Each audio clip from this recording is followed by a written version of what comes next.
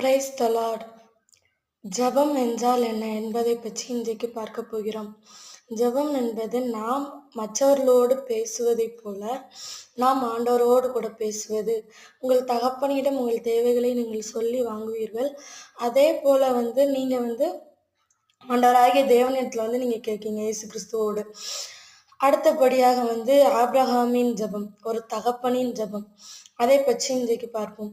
ஒரு தகப்பனின் ஜெபம் என்பது ஆதியாகமம் 17:18-20 ரொம்ப அது வல்லமையான ஒரு ஜெபம். ஒரு சிறு காரியத்தை மட்டும் சொல்லிட்டு அதுக்கு பின்னால் உள்ள வசனத்தை நாம் பார்ப்போம். ஒரு பையன் ரொம்ப ஊதாரித்தனமா இருந்திருக்கான்.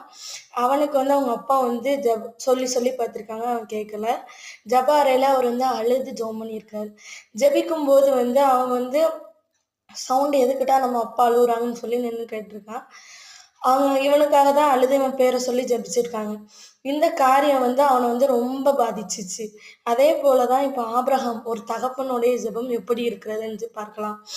ஒரு தகப்பனுடைய ஜெபம் ஊதாரியா இருந்தாலும் சரி, அவன் நல்ல பையனா இருந்தாலும் சரி, எப்படி இருந்தாலும் ஒரு தகப்பனின் ஜெபம் எப்படிப்பட்டதுன்னு பார்க்கலாம்.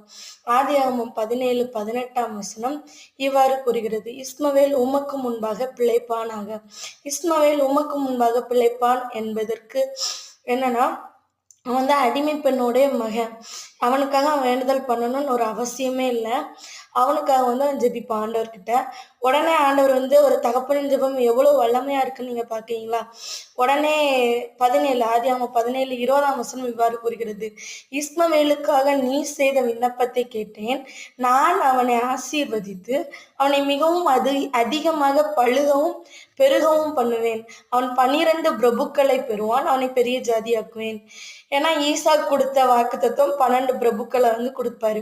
அதே போலதான் இவனுக்காகவும் வேண்டி அவனுக்கு என்ன ஆசீர்வாதமோ அதே ஆசீர்வாதத்தை கொடுப்பாரு. அப்போ நம்ம நம்முடைய பிள்ளைகளுக்கு சரி சமமான ஆசீர்வாதமான ஜெபத்தையும் ஆசீர்வாதத்தை சரிசமமா நம்ம பிரிக்கணும்னு ஆண்டவர் இதிலே சொல்லி தந்திருக்காரு. நம்ம ஒரு வீட்டுல நம்ம சொத்து பாகப்பிரிவினை பண்றோம்னா கரெக்டான அளவு பிரிக்கணுங்கிறத ஆண்டவர் இதிலே காட்டி கொடுத்துருப்பாரு. வேண்டுதலை உடனே கேட்டுருவாரு ஆண்டவர். வருகிற வருஷத்துல அதுக்கப்புறம் தான் அவன் சாராள் கர்ப்பம் தரிப்பான். இதெல்லாம் ஆண்டவர் அவன் ஜெபிச்சான். ஆபிரகாமுடைய ஜெபம், ஒரு தகப்பனின் ஜெபம் எவ்வளவு சரியான ஆசீர்வாதத்தை, ஆண்டவர் கொடுத்த ஆசீர்வாதத்தை கரெக்டான அளவுல வாங்கி கொடுக்குற அளவுக்கு இருந்துச்சு. நம்மளும் நம்மளுடைய பிள்ளைகளுக்காக தகப்பன்மார்கள் ஒவ்வொருத்தரும் நாம் ஜெபிப்போம். ஆமென்.